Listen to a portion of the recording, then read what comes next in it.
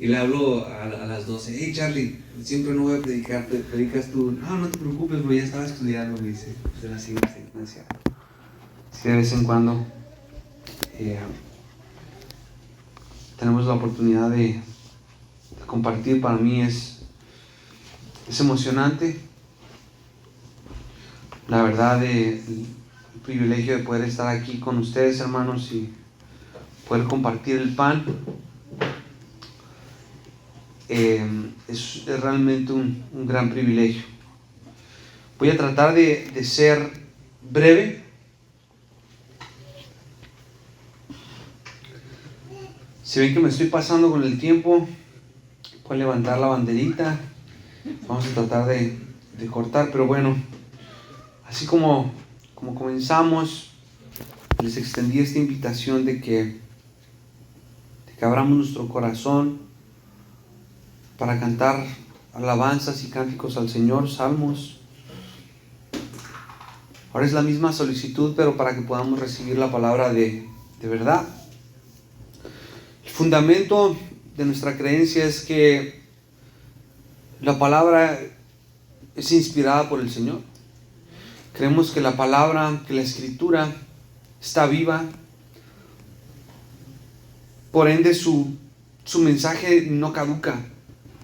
Su mensaje es trascendente a los tiempos, a las culturas, a los movimientos políticos, a las filosofías.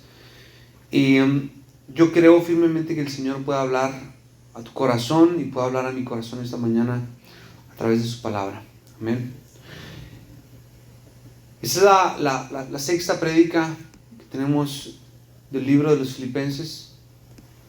Creo que casi todos los que están aquí han estado en la mayoría. Sí, me parece que casi todos, probablemente a excepción de mi hermana Norma, no quiero decir nombres, pero lo siento, hermana. Estás enfrente de mí. Si hubiera estado acá Fermín o alguien, a lo mejor le tiraba un tomate. Pero bueno, miren, no quisiera alargarme mucho con la recapitulación, porque cada vez que comienzo otra vez a pararme en el púlpito, quiero recapitular todo lo que vimos en el primer capítulo. Pues ya terminamos casi la prédica en la pura recapitulación. No es como las series estas que salen, ¿qué pasó en los últimos capítulos? Pero creo que es necesario que vayamos agarrando un hilo, y que de ese hilo nosotros podamos comprender cómo se va desarrollando esta carta y cuál es el mensaje que Dios tiene, que tuvo en su momento, ¿no?, para los de Filipo, y cuál es el mensaje que hoy en día tiene para nuestra iglesia local, y particularmente qué mensaje tiene para ti, qué mensaje tiene para mí. Voy a dar lectura y ¿saben algo? Voy a leer desde el versículo 1 hasta que lleguemos a los versículos que vayamos a estudiar, que hacemos así una recapitulación súper breve de 1 minuto. Si me paso 1 minuto me ponen una multa. Dice: Pablo y Timoteo, siervos de Jesucristo, a todos los santos en Cristo Jesús que están en Filipos, con los obispos y diáconos, gracia y paz a vosotros, de Dios nuestro Padre y del Señor Jesucristo. Es el versículo 1. Estamos viendo una salutación, hay una presentación, vemos quién es Pablo, vemos quién es Timoteo, qué significa ser siervo, sobre todo de Jesucristo, el término obispo y diáconos, cuáles eran los roles de esas personas a los cuales estaba siendo dirigida la carta, qué significa la gracia, ¿no?, y qué significa la paz. Y pues creo que no hay mucha explicación hablar acerca de quién proviene, ¿no?, de Dios nuestro Padre y del Señor Jesucristo. Nos dimos cuenta de que la carta de Filipenses muchos la titulan como la epístola del gozo, ¿no?, o la epístola de la felicidad, si quisiéramos utilizar un término más contemporáneo. Vemos que Pablo, a diferencia de otras cartas, lo que hace es extender una oración de gratitud, ¿no? Aparentemente la relación que tiene Pablo con los de Filipos es una relación muy estrecha, se la pasa llamándoles hermanos, y también habla en el capítulo 1 de ese amor entrañable, ese amor tan profundo que hay entre los hermanos de Filipos y Pablo. Vemos que también hay una oración en el versículo 9, donde vemos que Pablo tiene, la primera oración fue en gratitud al Señor, y la segunda oración es en petición, ¿no? O sea, Pablo está pidiendo algo para los de Filipos, está pidiendo conocimiento. está pidiendo ciencia y está pidiendo amor. Por ahí miramos en las primeras prédicas cuál era la teología del gozo, ¿no? ¿Cuál debe ser el gozo? ¿Cuál es el gozo que nos da el Señor a diferencia del gozo que nos da el mundo? Y miramos también una teología del amor, ¿verdad? ¿Cuál es la descripción del amor bíblico en contraste a la descripción de un amor secular o de un amor carnal?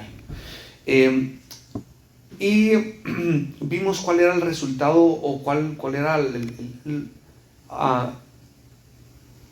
efecto que tendría que estos hermanos de Filipos fuesen llenados de conocimiento, de ciencia y de amor. El resultado iba a ser que iban a estar llenos de frutos, ¿no?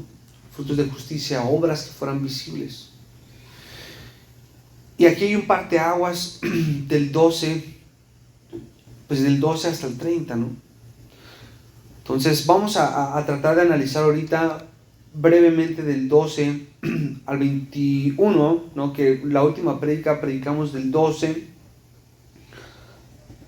al 14, esos 3 versículos que dice, ¿verdad? Quiero que sepáis, hermanos, que las cosas que me han sucedido, no sé si se acuerdan, han redundado más bien para el progreso del Evangelio. Pablo le está escribiendo a los de Filipos, estos enviaron a Epafrodito, lo enviaron con una lana, unos sándwiches, y ellos iban preocupados. Hey, Epafrodito, ve, fíjate cómo está Pablo. Pablo era un héroe de la fe en ese momento, ¿no? Era una de las, por decir así, puntas de lanza. Era una persona que estaba abriendo camino y que obviamente el Señor lo había predestinado para que estuviera predicando a los gentiles, a las autoridades, etcétera, etcétera. Y vemos que en Filipos, que es Macedonia del norte, se funda la primera iglesia de gentiles. O sea, la primera iglesia en Europa es en Filipos. Cuando Pablo hace su viaje misionero, que vamos a ver todas las cosas después en el libro de los Hechos que padece Pablo, ¿no? Persecución, le ponen unas palizas, lo encarcelan aparentemente en Jerusalén, en Cesarea y también en Roma, 2 años y en Jerusalén, no tengo por ahí el dato, pero está padeciendo diferentes persecuciones, diferentes tribulaciones. Lo que vemos es que Pablo, cuando está escribiendo esta carta, la está escribiendo ¿desde dónde? Desde Roma, desde la cárcel, ¿no? Pablo había estado encarcelado, y lo que vimos en la prédica pasada es que Pablo le está diciendo esto a los de Filipos, ¿no? Que estaban preocupados por él. Oye, este camarada está encerrado, está encadenado, ¿no? O sea, el evangelio está presionado, ¿no? Si este camarada era la punta de lanza y era el que estaba empujando para poder llevar a cabo la gran comisión, pues ahorita está menguando la chamba, ¿no? Está menguando el empuje que hay. Y pusimos varias analogías, ¿no? Cómo nos sentiríamos nosotros si estuviéramos hoy en día en la cárcel y tuviéramos que llevar a cabo una gran tarea como es compartir el evangelio. Vimos que Pablo les dice, ¿verdad? Quiero que sepáis, ¿no? Quiero que pongas atención a lo que les voy a decir, hermanos, ¿verdad? Con un término muy, muy cercano como su familia. Que las cosas que me han sucedido, o sea, hablando anteriormente de sus prisiones, ¿no? Hablando de su encarcelamiento, pues han redundado más bien para el progreso del evangelio, ¿no? Es esta palabra progreso que utiliza varias veces Pablo, la vamos a ver en este capítulo, que es peitos, griego, ¿no? Que habla acerca de el término, es un término militar, donde cuando habían batallas utilizaban un grupo de leñadores en los bosques densos y comenzaban a talar los árboles. ¿Y qué es lo que sucedía? El ejército podía avanzar mucho más rápido, ¿no? Lo que está diciendo Pablo aquí es, ¿sí? ¿Saben qué? A pesar de que las cosas se ven negras, ¿no? Se ven, a lo mejor ese término hoy en día puede ser un poco sensible, ¿no? Se miran difíciles. Todo ha redundado más bien para el progreso del evangelio, ¿no? O sea, good news. Está avanzando el evangelio, de tal manera que mis prisiones se han hecho patentes en Cristo en todo el pretorio y a todos los demás. Habíamos hablado quién era el pretorio, era una guardia nacional. Bueno, ya no existe la Guardia Nacional, eso es otro tema.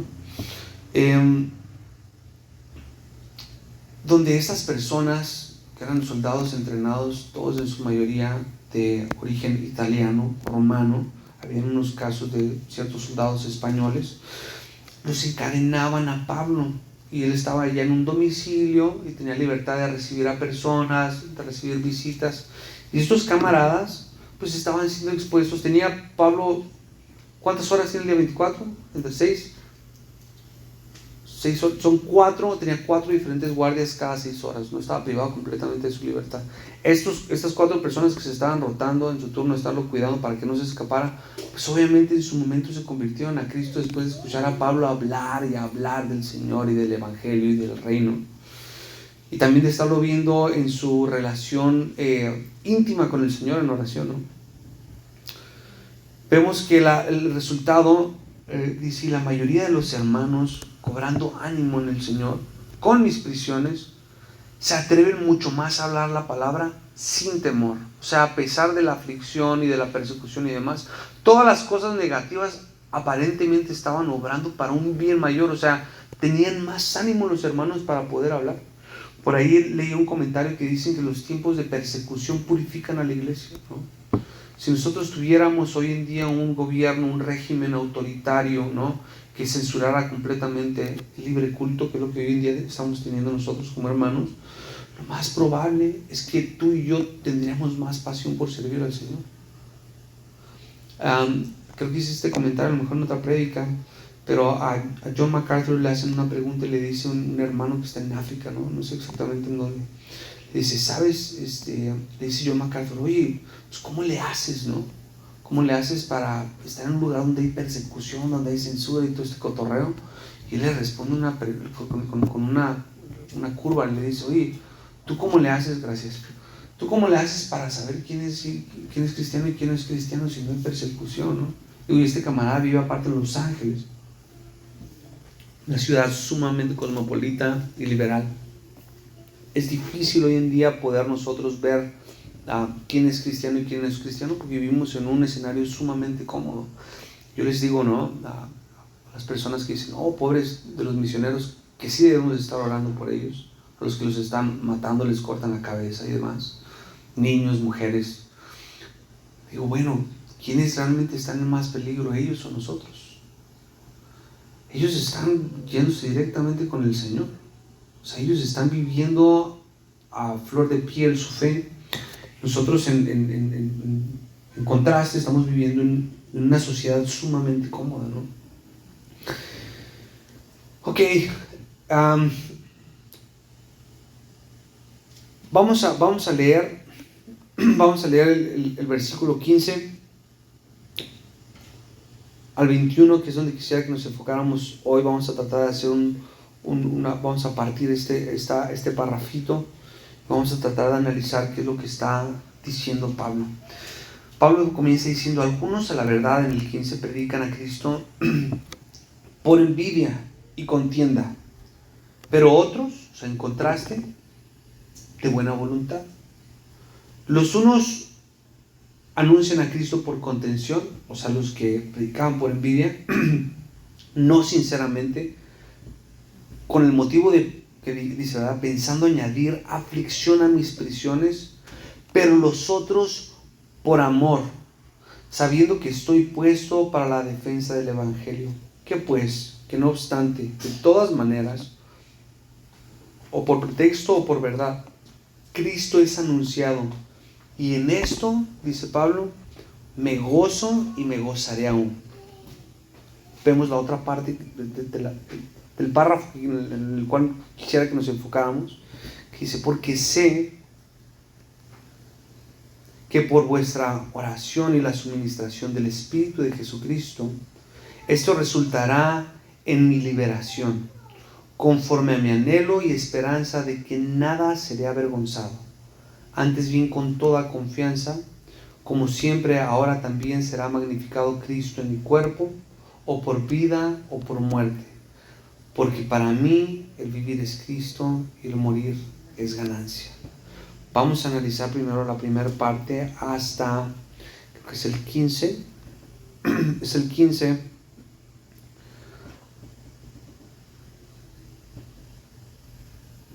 hasta el 17, hasta el 18, perdón. Lo que nosotros estamos viendo es que unos estaban predicando a Cristo por envidia, por contienda, y conocían cuál era la situación de Pablo.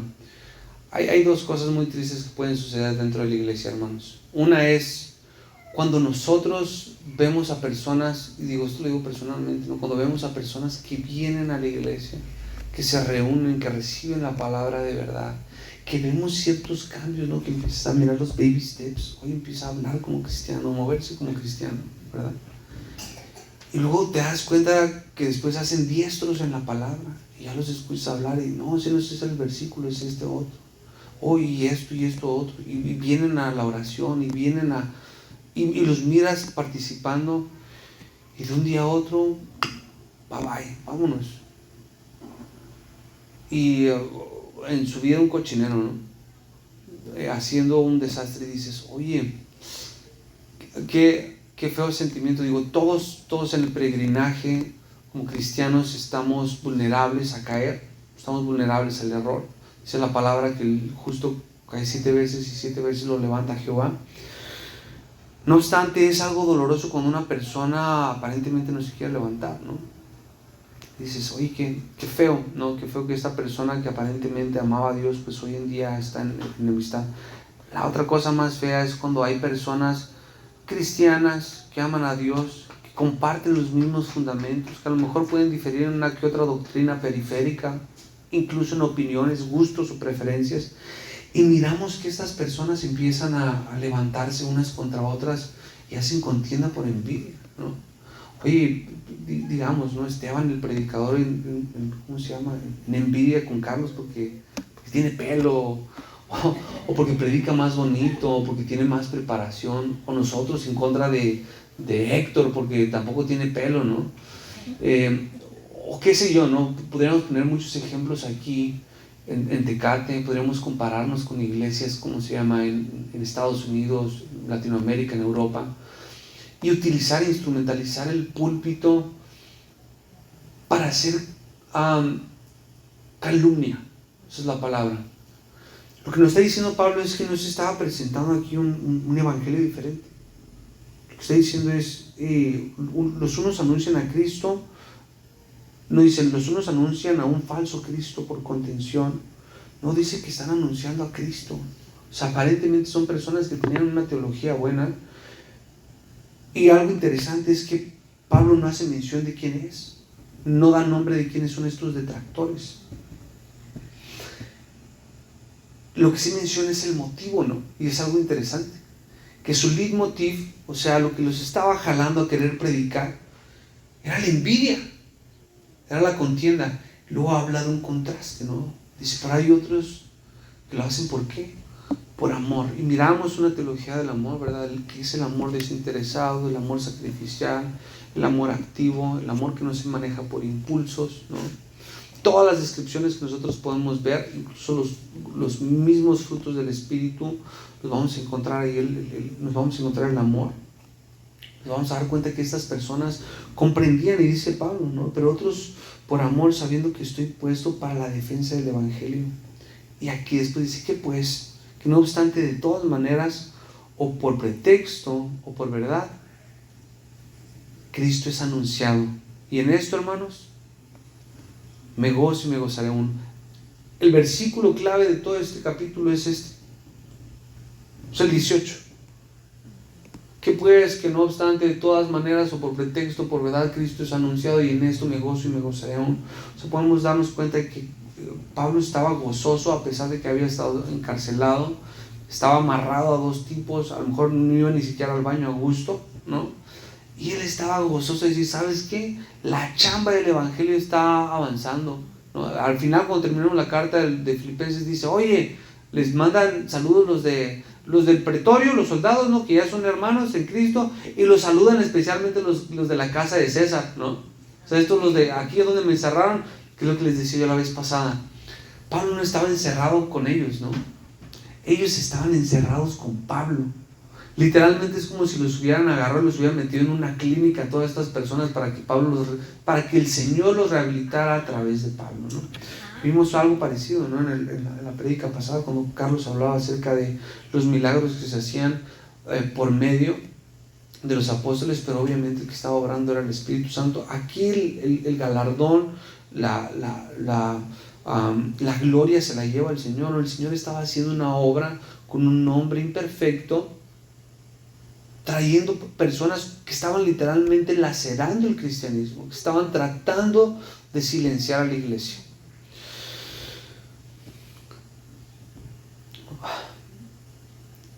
Varias personas sabían del encarcelamiento de Pablo, ¿no? Y todavía, aparte de que saben que Pablo estaba encarcelado, ellos buscaban añadir dolor a su impresionamiento, ¿no? O sea, estaban tratando realmente de generarle si ya tenía un aguijón en la carne, ¿no? El buen mexicano dice, le estaba tratando de generar dolor en los riñones, ¿no? Estaban tratando realmente de picarle ahí las costillas. El ejemplo que tenemos nosotros es que había personas que se estaban levantando a realmente predicar por amor, ¿no?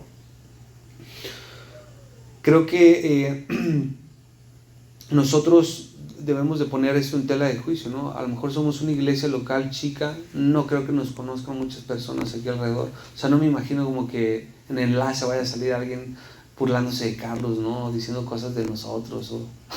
Probablemente nosotros no estamos padeciendo ese tipo de problemas actualmente en las personas que están en el diaconado, que están en el pastorado, que están fungiendo como maestros. No obstante, en algún momento creo que vamos a padecer esto, ¿no? Es algo inminente, es algo que realmente sucede en todas partes, ¿no? En todas culturas.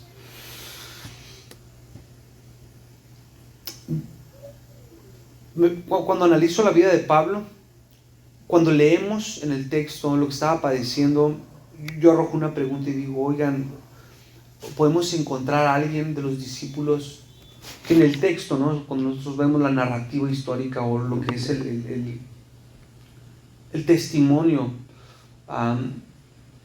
las biografías, si lo queremos poner así, ¿no? Para entender históricamente qué pasó con cada uno de los discípulos, ¿a quién vemos sufrir más que a Pablo? ¿A quién vemos sufrir más que a Pablo? Pablo dice esto en 2 Corintios 11, 22, 27, dice, él haciendo aquí una comparación, hablando de sus sufrimientos, dice, son hebreos, yo también, son israelitas, yo también, son descendientes de Abraham, también yo, son ministros de Cristo, como si estuviera loco hablo, yo más, en trabajos más abundante, en azotes sin número, en cárceles más, en peligros de muerte muchas veces. De los judíos 5 veces he recibido 40 azotes menos 1. 3 veces he sido azotado con varas, 1 vez apedreado, 3 veces he padecido naufragio.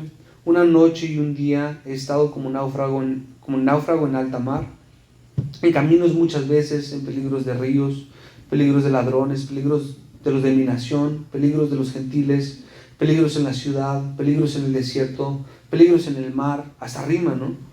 Peligros entre falsos hermanos, en trabajo y fatiga, en muchos desvelos, en hambre y sed, en muchos ayunos, en frío y en desnudez. Pablo es el vivo ejemplo, hermanos, del cristiano que el Señor Jesucristo dijo, el que quiera venir en pos de mí, niegues a sí mismo. Es una condición. El que quiera venir en pos de mí, niegues a sí mismo, tome su cruz y sígame.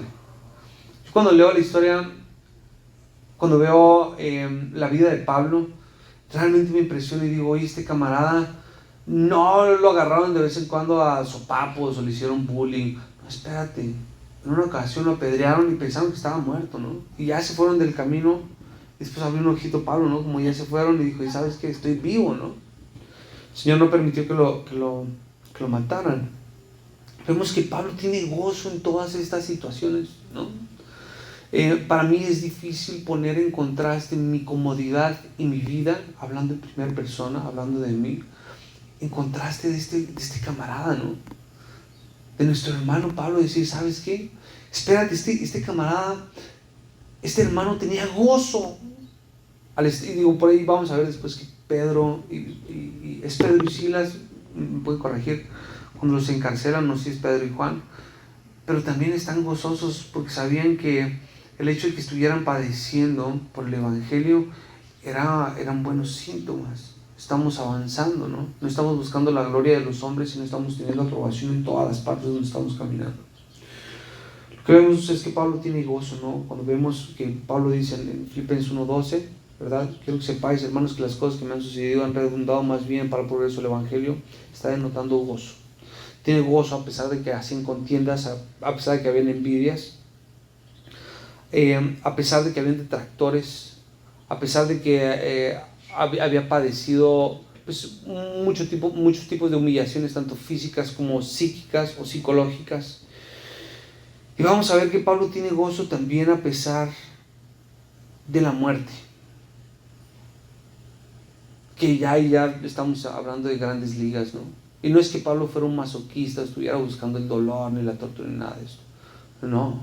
Pablo tenía bien sus ojos puestos en el autor y consumador de la fe, que es Cristo.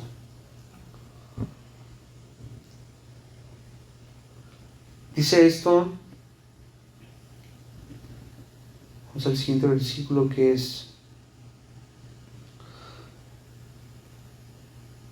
dice, ¿verdad? Después de que pues, no obstante, de todas maneras, o por pretexto, por verdad, el 18, Cristo es anunciado, y en esto me gozo y me gozaré aún, porque sé que vuestra oración y la suministración del Espíritu de Jesucristo, esto resultará en mi liberación, conforme a mi anhelo y esperanza, de que nada seré avergonzado, antes bien con toda confianza como siempre, ahora también será magnificado Cristo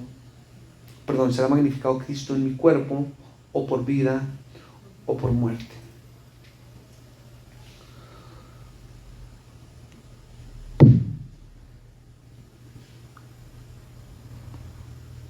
Vamos a ver 5 aspectos sobre los cuales Pablo deposita su confianza, su gozo, su esperanza,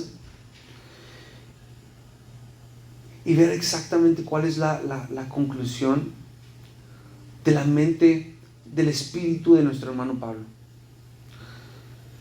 Nosotros vemos, número 1, que hay preceptos, decretos del Señor, que hay palabra, que es lo que está diciendo, ¿no? Porque sé que por vuestra oración y la suministración del Espíritu de Jesucristo, esto resultará en mi liberación. Cuando leemos porque sé, ¿no? No quiero entrar en muchos tecnicismos, pero esa palabra, ese, Pablo está denotando que está seguro de algo, que tiene convicción de algo. Dice, porque sé que por vuestra oración, 1, y la suministración del Espíritu de Jesucristo, 2, esto resultará en mi liberación, va a haber un efecto, ¿no? Entonces, Pablo tiene la certeza absoluta de que lo que va a suceder por la oración de los santos y por el Espíritu de Jesucristo va a resultar en su liberación. Y esto es lo que vemos. Pablo escribió Romanos, bueno, lo escribió su secretario que se llamaba Tercio, pero el autor, según la tradición, dice que es Pablo, ¿no? Y yo estoy muy convencido de que sí es Pablo el que escribió esto. Pablo escribió, hemos escuchado este versículo de Romanos 8:28. ¿Es 8:28, 8:26? 8:28. Todas las cosas ayudan a los que aman a Dios, a los que conforme a su propósito son llamados, ¿no? Okay. Cuando Pablo habla acerca de que él sabe, ¿no?, que por la oración y por el suministro del Espíritu de Jesucristo va a resultar en su liberación, él está poniendo su confianza en lo que el Señor ya le ha prometido a él.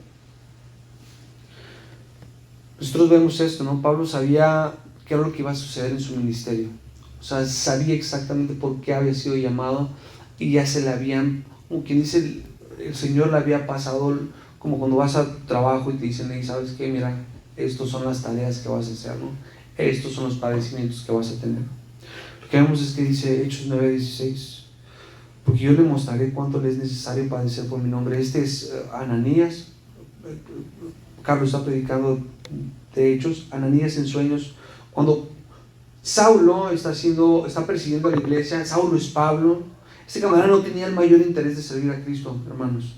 Es más, en su mente estaba algo contrario, era perseguir a la iglesia, azotarla, y ya había matado al primer mártir, ¿no? A Esteban, mi tocayo.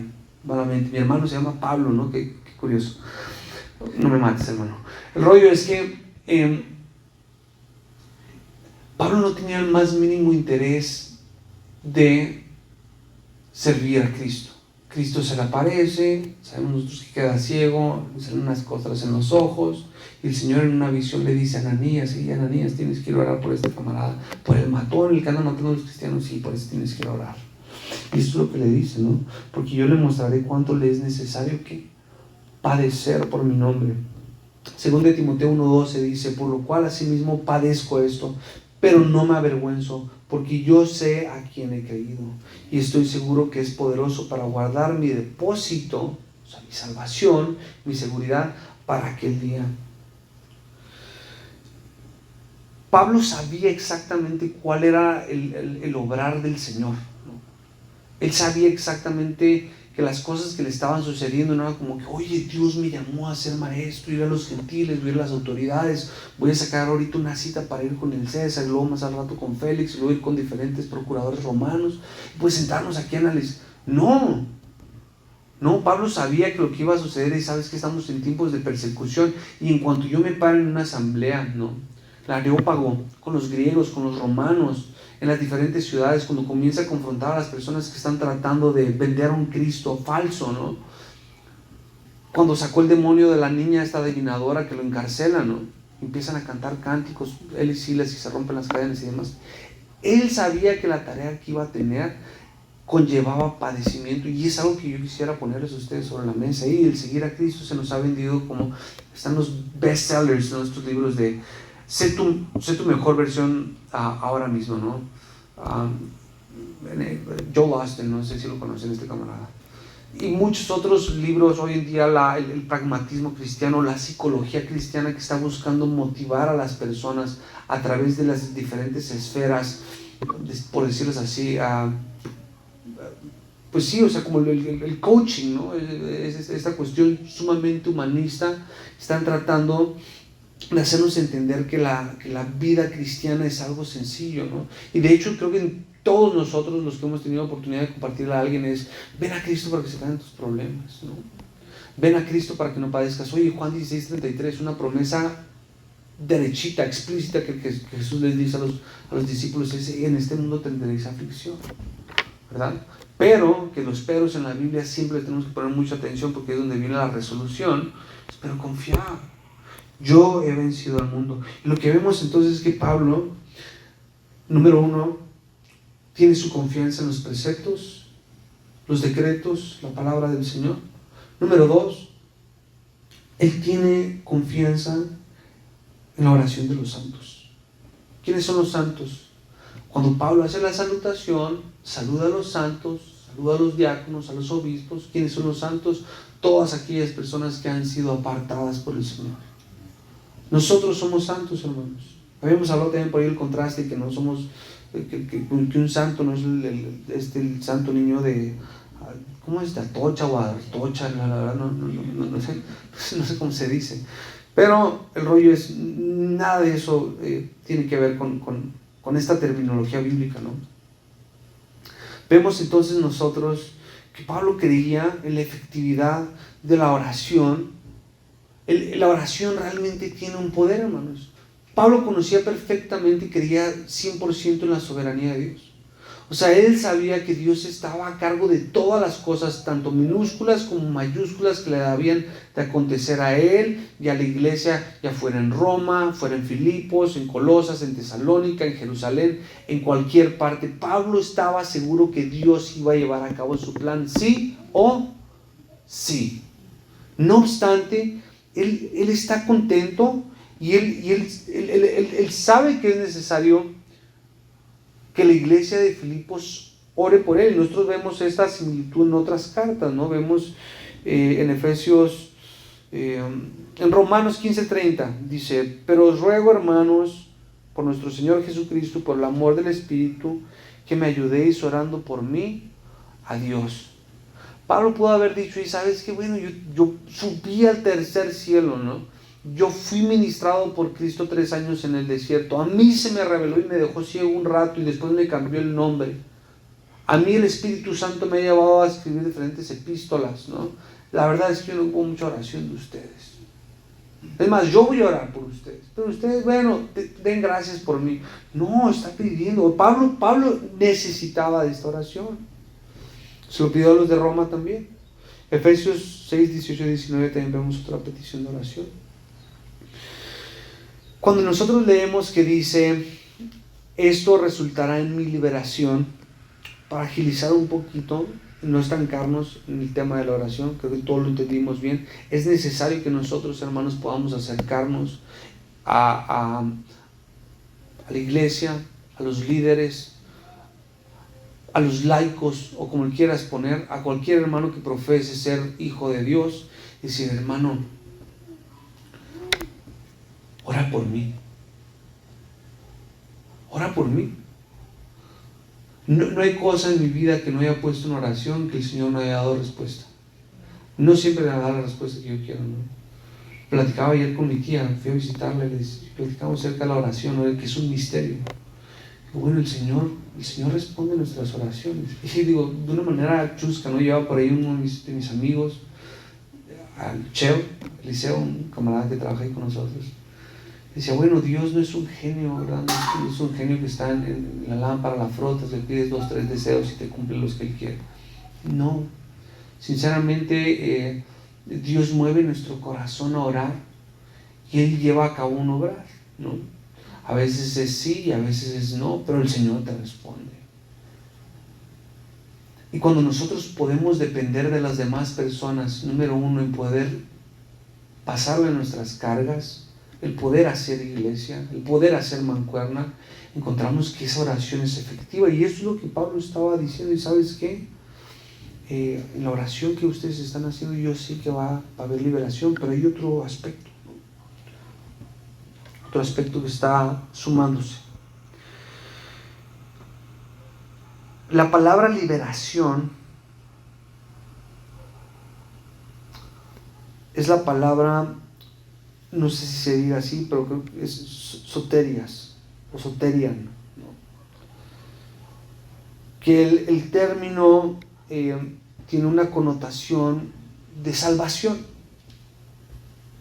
Entonces, hay comentaristas que dicen, bueno, Pablo cuando está diciendo, ¿verdad?, que la petición de oración que tiene, que el resultado de la liberación que va a tener es de que ya no va a estar encarcelado. Otros decían, bueno, Pablo está hablando acerca de la liberación eterna que ya va a estar allá con él.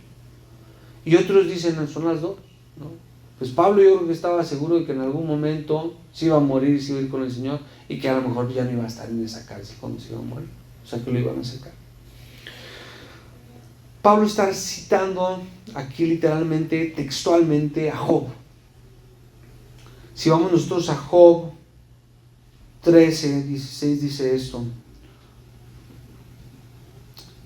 y él mismo será mi salvación, porque no entrará en su presencia el impío. Pablo obviamente está escribiendo en griego, Job está escribiendo el libro de Job está escrito en hebreo, pero estas palabras nosotros las estamos viendo en una persona. ¿Alguien sabe la historia de Job?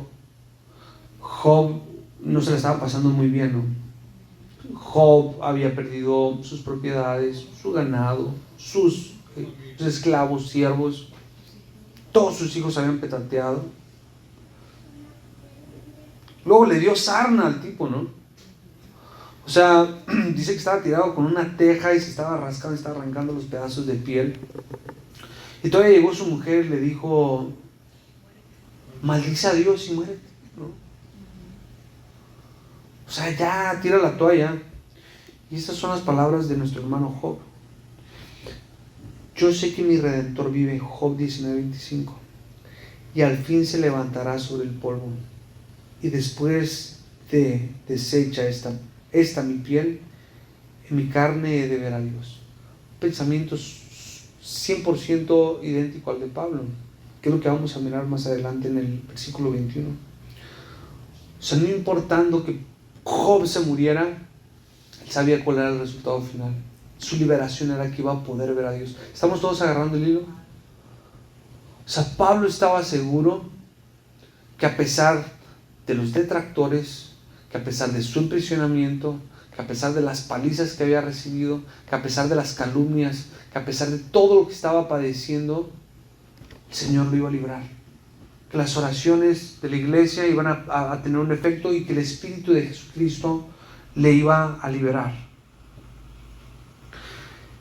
Pablo y Job no tenían la más mínima importancia de su físico, de su salud física. Ellos estaban 100% enfocados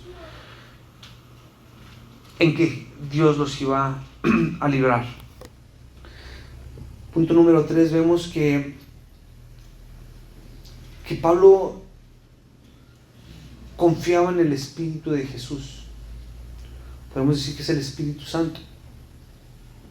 El suministro, que es la palabra que está utilizando, técnicamente habla acerca de un soporte, como un apoyo, como un patrocinio. Esa es la palabra más cercana que podemos encontrar para poder entender de qué se trata. Es ese patrocinio generoso, abundante, ¿no?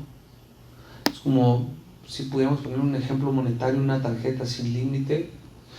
Ese tipo de patrocinio, ese tipo de respaldo que Jesús da, es del que está hablando Pablo. Yo tengo este soporte en Cristo, ¿no? Yo tengo este soporte por el suministro del Espíritu, ¿no? Y esto es lo que me está sosteniendo. En pocas palabras es, el Espíritu le iba a dar lo necesario que él necesitara para poder estar de pie. Su dependencia era completa y total del Espíritu. Y nuevamente esto es un contraste para nosotros, hermanos. Esto choca dramáticamente mi vida cuando yo miro en qué está puesta mi fe, en qué está puesta mi esperanza y en dónde radica el objeto de mi gozo, ¿no? Es mi familia, es mi hijo, ¿no? Que está nuevo. Y digo, órale, qué suave, me llena de gozo mi esposa, mi familia, la iglesia, ustedes, mi trabajo. Y podríamos hablar de otras cosas que nos pueden llenar de felicidad. Todo eso es efímero, ¿no? No sabemos, dice el dicho mexicano, uno no sabe para quién trabaja. Pablo sí sabía para quién trabajaba. Pablo sí sabía en quién había apostado todas las canicas, ¿no?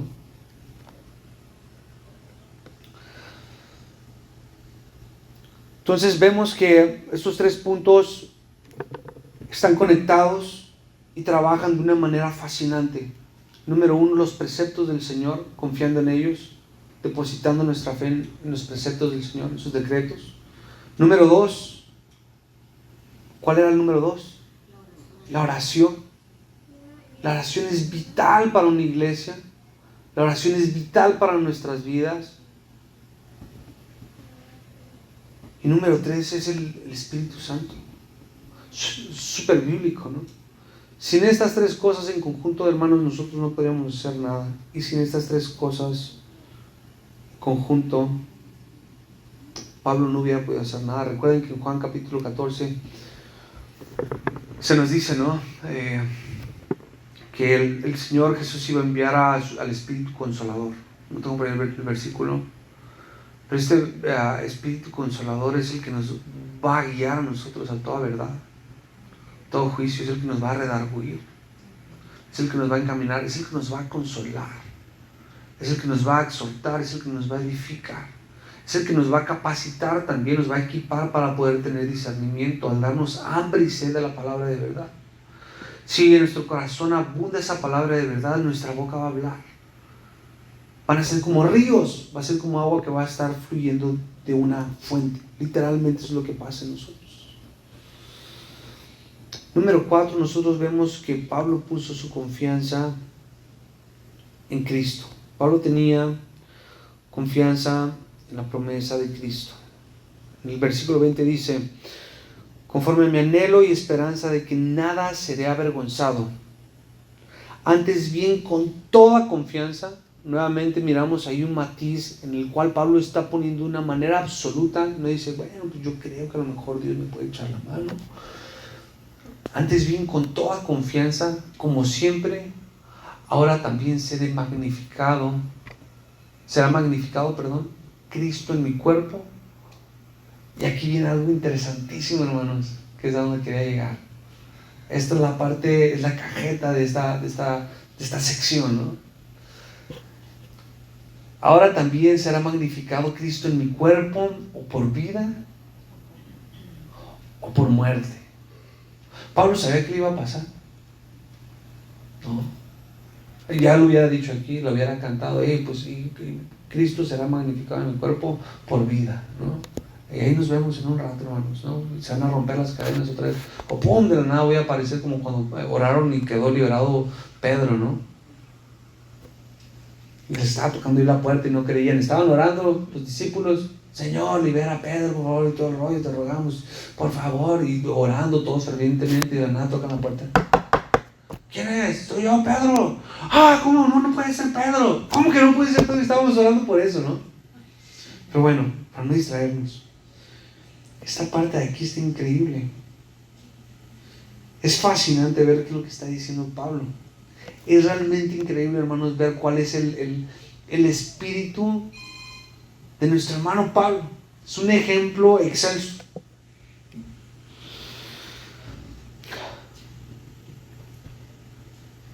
Conforme a mi anhelo y esperanza de que nada será avergonzado, antes bien con toda confianza, como siempre ahora también será magnificado Cristo en mi cuerpo por vida o por muerte. Pablo está persuadido, Pablo está convencido de que si él permanece fiel, de que si él no se avergüenza de Cristo, de que si él no niega a Cristo, el Señor no le va a abandonar. Nosotros miramos es Marcos 8:38, dice, porque el que se avergonzare de mí y de mis palabras en esta generación adúltera y pecadora, el Hijo del Hombre, ¿lo pones? Es Marcos 8:38. Dice, porque el que se avergonzare de mí y de mis palabras en esta generación adúltera y pecadora, el Hijo del Hombre se avergonzará también de él, cuando venga en gloria de su Padre con los santos ángeles. Según de Timoteo 2:12 dice, si sufrimos, también reinaremos con él. Si le negaremos, también nos negará. Pablo tenía certeza que Cristo nunca lo iba a abandonar, que no le iba a dejar solo, que no le iba a dejar insatisfecho, que su gozo le iba a ser robado, le iba a ser quitado, y que eventualmente ya fuese César o Roma o algún procurador, le iba a avergonzar, ¿no? A lo mejor haciéndose que se retractara o refutándolo, o no sé, pegándole a lo mejor unos buenos trancazos y que se convirtiera no sé, a idolatrar a algún dios al sol o algo así. Miramos que en el Antiguo Testamento se hace mucha referencia que al siervo, al hombre de Jehová, no va a ser avergonzado. Hay muchos, literalmente está repleto el Antiguo Testamento. Voy a leerles dos pasajes, uno del Nuevo y el otro del Antiguo. Dice Isaías 49:23, reyes serán tus ayos y sus reinas tus nodrizas. Con el rostro inclinado a tierra te adorarán y lamerán el polvo de tus pies, y conocerás que yo soy Jehová, que no se avergonzarán los que esperan en mí.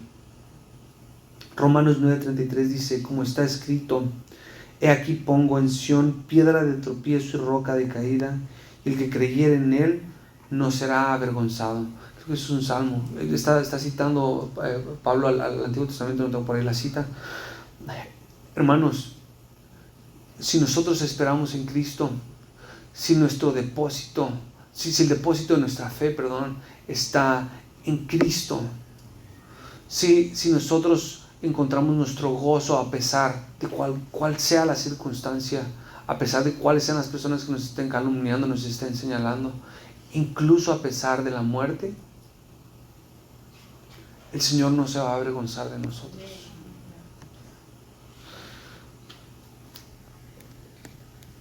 Una pequeña reflexión es, ¿Debemos temer nosotros a la muerte? Si vamos a ser avergonzados, si Cristo no está siendo exaltado en nuestra vida, si no estamos encarando la muerte con la osadía y la audacia que Pablo lo hace, con esa seguridad, ese denuedo, la muerte es algo terrible. La muerte es algo escalofriante y lamentablemente es algo inminente, ¿no? Es algo que está a la vuelta de la esquina. A lo mejor en la manzana en la que tú estás es muy amplia. Puede ser que es una cuadra chiquita, estilo Isla Mujeres. No sé si han estado en Isla Mujeres. En Playa del Carmen, no, es Cancún. Son cuadras bien chiquitas. O sea, mi analogía es, unos tienen una mecha larga, que van a vivir mucho, otros traen una mecha cortita. Yo no lo sé, tú no lo sabes, el Señor lo sabe. Pablo sabía que su tiempo en algún momento va a estar acotado, ya fuera por, no sé, la gente que estaba encarcelada con él, la gente del pretorio, César, no. Todo estaba 100% y fríamente calculado por lo que Dios tenía. Y vemos nosotros este último punto, ¿no? Que es Pablo tenía confianza en el plan de Dios. Pablo estaba entregado al plan de Dios.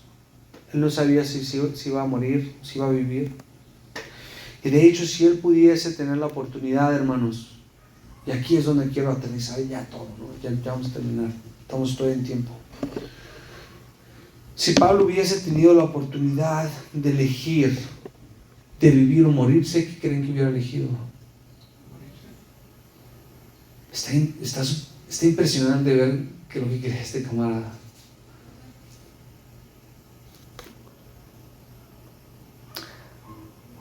Si Pablo hubiese vivido su objetivo, definitivamente lo podemos mirar en cada una de las líneas, era que el evangelio progresara, era comenzar a talar un montonal de árboles para que los soldados de Cristo quisieran entraran, ¿no? Pudieran invadir. El versículo 23, ¿puedes poner el versículo 23? Dice, porque de ambas cosas estoy puesto en estrecho, teniendo el deseo de partir y estar con Cristo, lo cual es muchísimo mejor. O sea, Pablo sabía que era mejor para él. ¿Y qué es lo mejor para ti y para mí si estamos en Cristo? O sea, la muerte literalmente lo estaba viendo como algo insignificante, ¿no? Está este dilema, ¿no? ¿Cómo se llama este camarada? Ser o no ser. Ser o no ser. Me pongo esto otro. Camino por aquí, camino por allá. Pablo está hablando aquí directamente de la vida y de la muerte. Pero ninguna de las dos cosas son las que realmente lo tienen a él en aflicción, o a lo mejor que le temblan las rodillas, porque él sabía cuál era el resultado, ¿no? Vemos, Pablo nos está diciendo en pocas palabras, no me importa si vivo o si me muero, el problema no es si algo me pasa a mí, si tengo detractores, si hay personas que me calumnian, si estoy en una prisión, incluso si alguien llega y me hiere de muerte. El verdadero asunto es, ¿está avanzando el evangelio? ¿Está Cristo siendo magnificado? ¿Está siendo Cristo exaltado? ¿Está siendo Cristo predicado, hermanos? Esos asuntos son los que verdaderamente a Pablo le interesaban. Deja tú si estaban construyendo una catedral, un templo o una casita de reunión en Filipos. Olvídate completamente de eso. A Pablo no le interesaba absolutamente nada. Nuevamente, no quiero poner palabras de más. Cosas que tuvieran que ver con cuestiones terrenales, seculares, posesiones. Lo que Pablo nos está diciendo es, si Cristo está siendo anunciado, me gozo. O sea, hay una condicionante.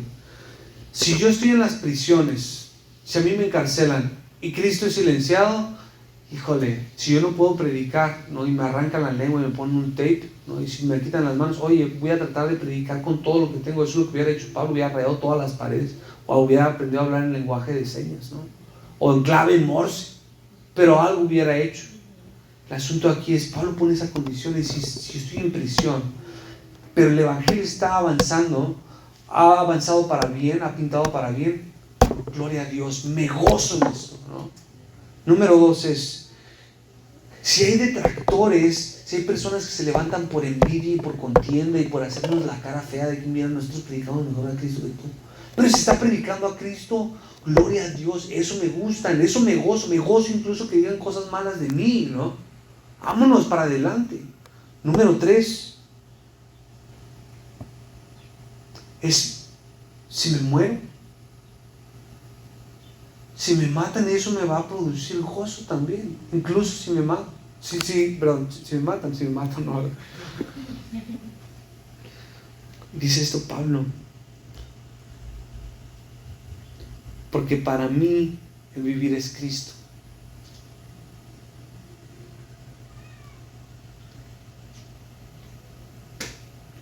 Y el morir es ganancia.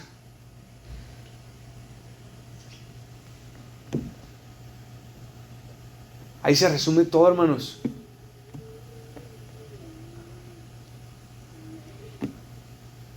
A Pablo no le importaba absolutamente nada que no tuviera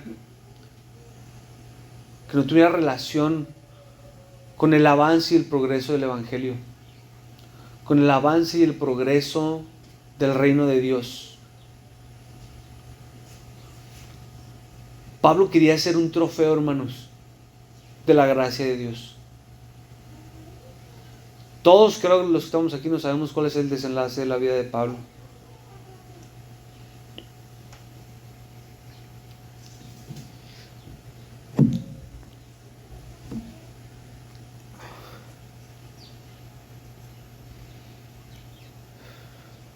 Eventualmente Pablo queda abandonado.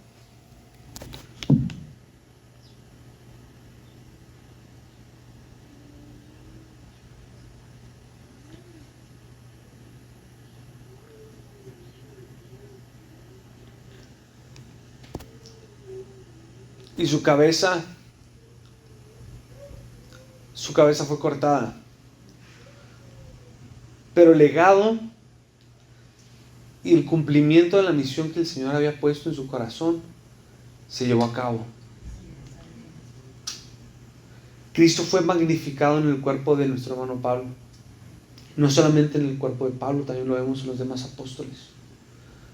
En tantos héroes de la fe, que miramos que hasta hoy en día para ellos el vivir es Cristo. Este versículo ha tocado en mi vida y digo, la vida desinteresada, no es malo enfocarnos en las cosas terrenales, enfocarnos en tener una carrera, un carro, una familia, una casa, un buen trabajo. Pero yo cambiaría la palabra Cristo y lo pondría en contraste con cada uno de los anhelos que surgen en nuestro corazón y en nuestra mente, y diría, porque para mí el vivir es el fútbol y el morir es pérdida. Para mí el vivir es dinero y el morir, hermanos, es pérdida. Para mí el vivir es fama y el morir es pérdida. Pablo está poniendo aquí el peor de los escenarios, que dice, para mí el vivir es Cristo, solamente en esa fórmula, el morir es ganancia.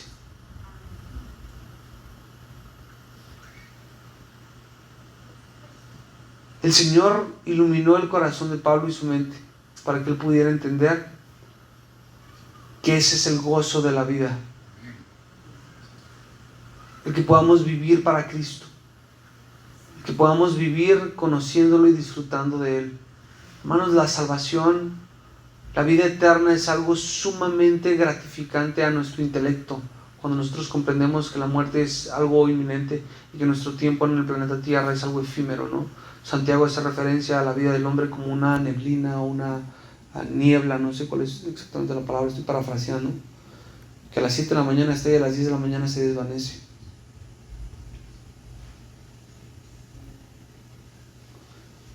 Si nosotros entendemos cuál es el propósito por el cual fuimos creados, el fin del hombre es glorificar a Dios y gozar eternamente de Él. Eso es lo que comienza diciendo la Confesión de Westminster. El Señor quiere que nosotros vivamos en plenitud de gozo. Qué bueno, hermanos, que el Señor no nos tiene en un lugar donde estamos padeciendo persecución. Qué bueno que a lo mejor todos aquí no estamos llenos de radiación, nos estamos muriendo de cáncer, ¿no? Que no es Chernobyl/Tecate.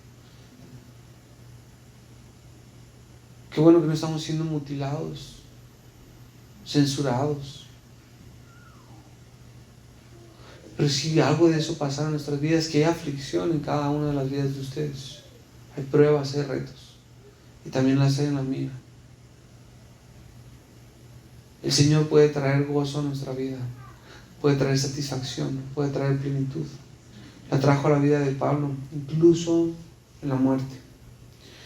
Y esta es mi oración. Que nosotros quitemos a cualquier ídolo, que cuando digamos, para mí el vivir, digamos igual que Pablo, es Cristo. Y no importa qué es lo que se venga a nuestra vida,